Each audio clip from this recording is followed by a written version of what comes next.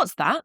Another record broken that shows how our actions are transforming the planet? Who'd have thunk it?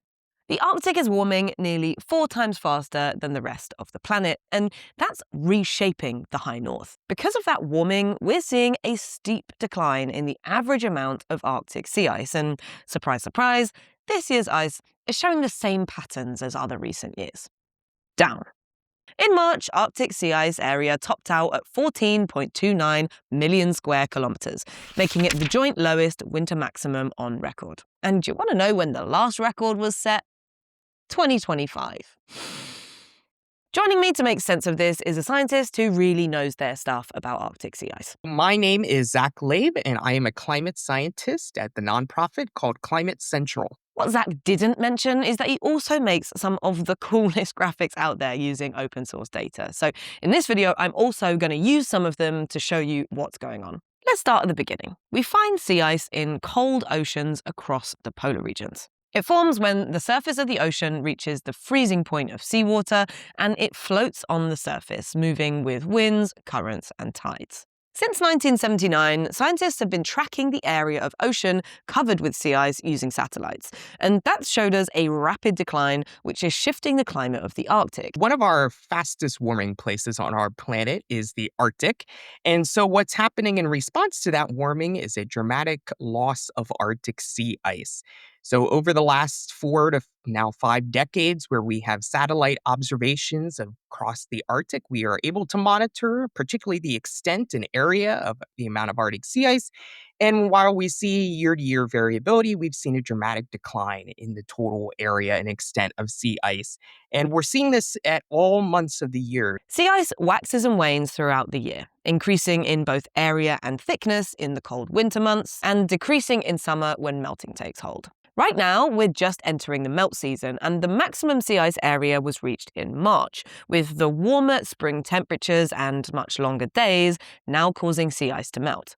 But the record low sea ice levels have carried on from the peak. Looking since the maximum, so now the ice is starting to shrink as temperatures warm, especially for the sort of southern edge of the ice pack. We can see that it continues to be very low. I actually just ran the numbers, at least right now. We're still ranking as of the current date in the top 5 lowest on record. So it continues to show very low sea ice even after the peak maximum. So we will certainly be monitoring this going into summer to see how low the ice will shrink. It might seem strange or confusing at first to focus on sea ice levels at different times of year, but this actually helps scientists to get a fuller picture of what's happening in the Arctic. Lower sea ice concentrations in winter and summer reflect slightly different things, and I asked Zack why it's useful to look at trends in both seasons. So one of the reasons we often talk about summertime sea ice is there's actually been a larger decline in the amount of summer sea ice. And when we look at the wintertime, there's also been a decline, but not quite as substantial. However, one of the complexities to monitoring these sort of different trends is that there's actually different variability depending on what time your year. So in the summer, we've seen different sort of rates of loss of ice with sharper trends in the earlier 2000s and more of a slowdown in recent years. But actually during the wintertime, we've seen a more steady decline. So despite the overall loss being smaller, it's actually been a more clear long-term trend during this period, and again, a new record. So when we're looking only at trends in the summer minimum extent, there are more ups and downs year to year. That's because sea ice area is more sensitive to extreme weather like warm periods that melt ice or storms that break it up than in winter when temperatures are colder and more sea ice remains frozen. That's partly because in winter, ice is thicker and more resistant to breaking up or melting, and actually, that's an important part of the picture. So I've been talking a lot about sea ice extent, which is really sort of the total area, the amount of ice that's covering the Arctic Ocean. But another important metric climate scientists and others look at is actually the total volume or the thickness of ice. So the extent is sort of that two-dimensional look at sea ice. And so when we add sort of the three-dimensional look, that's when we get its sea ice volume. And that sort of can also tell us information about sort of the ice mass and really giving us a full picture in terms of sort of the health and characteristics of sea ice that's changing. Sea ice forms on top of an ocean at the freezing point of seawater and starts out as thin first-year ice. That tends to be less than 30 centimeters, which is about the length of a standard ruler. Once it makes it through its first melt season, it graduates to multi-year ice, which is normally between 2 and 4 meters thick. And once it reaches the grand old age of 4, it becomes known as old ice. The thickness of sea ice can be used as a pretty decent indicator of its health, because if there's more multi-year ice hanging around, it usually suggests that melting isn't destroying all of the ice each year. But I'm afraid Zack has some bad news about that. Thickness is also declining, so the ice is getting thinner from year to year in the long term trend. And that also has big implications for sort of changes in the Arctic. So, what overall we're seeing is that the ice is becoming younger.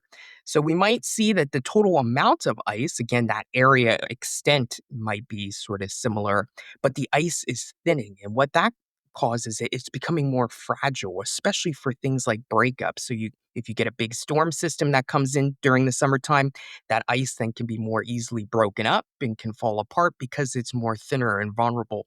So despite having sort of the same extent coverage, the characteristics of that younger, thinner ice are very different. And that's one of the real signs of Arctic climate change that we're observing. This is why it's so important to look at multiple indicators of planetary health. To really see the full picture, we need to consider all the interactions going on in our climate system. And the health of sea ice is actually pretty critical, not just for the Arctic, but the whole globe. So I asked Zach to explain why sea ice loss matters for the whole planet. The way I like to describe it is that the Arctic is really like the refrigerator of our planet. It helps to sort of maintain Earth's global temperature. However, as I said earlier, the Arctic is one of the fastest warming places on our planet. So we're seeing that sea ice loss begin to melt in response to it. So the challenge is for understanding the climate system is often that ice provides sort of this white reflective surface. So during the summertime, when you have incoming sunlight, some of that heat is then reflected back into space. But as that ice melts, that sun and that heat is now going into a darker ocean. So it's being absorbed into the ocean. And then as the winter appears, as some of that heat is then released back into the atmosphere as the sea ice begins to refreeze, it contributes to more warming, which contributes to more ice loss and so on. So it's really helping to amplify the warmth at the Arctic and therefore just amplifying overall global climate change. That magnifying effect of sea ice loss on Arctic temperatures is known as Arctic amplification, and it's helping to accelerate global heating too. And given that sea ice loss is a reinforcing feedback within the climate system, some people have asked whether it actually represents a tipping point. Both Zach and I have some ideas about that, and if you'd like to hear our thoughts, then you can head over to my Patreon to see the full interview. But for now, Zach's going to answer the question that's no doubt running through your mind too. What does the future hold? Given the importance of Arctic sea ice for the climate system, as well as the long term trends we're already observing due to satellite observations, the most common question I definitely get is when is going to be the first ice free summer? And this is actually a really challenging question, especially to sort of refine. I can't give you a specific year or even set of years, more of a broad answer. The real world is messy and unpredictable, and although that trend is downwards, it's hard to put a firm date on the first Arctic summer without sea ice because of the noise of random year-to-year variations caused by weather. Some summers end up being warmer and others cooler purely by chance. It's very difficult then to account for that sort of natural climate variability as well as the long-term trend to give you an exact answer. But what we see consistently in the most state-of-the-art climate models is that the middle of the 21st century really has a much higher likelihood of having this first ice-free summer. Whether it's in 15 years or 25, the first ice-free Arctic summer will represent a sobering milestone in the progress of human-caused climate heating. Already, we've changed the Arctic beyond recognition, and without summer sea ice, the transformation will be complete. For as long as we've known it, the Arctic has been an impenetrable and hostile frozen place, sparsely populated and difficult for most of us to visit. But with the Arctic Ocean opening up, it's presenting a new way for giant corporations to ship stuff across the world and creating a new and terrifying battlefront in a world of increasingly fractious and erratic politics. The changes we're seeing today will long outlive the despots and billionaires who are treating our planet like their playground. And we need to work together to resist that wherever we can. Big thanks to Zack for helping me make sense of this new record. Check out his website if you want to geek out on some amazing graphics that show quite how we're transforming the planet. And if you'd like to hear the full interview with Zack, then you can head over to my Patreon page to get all the juicy details.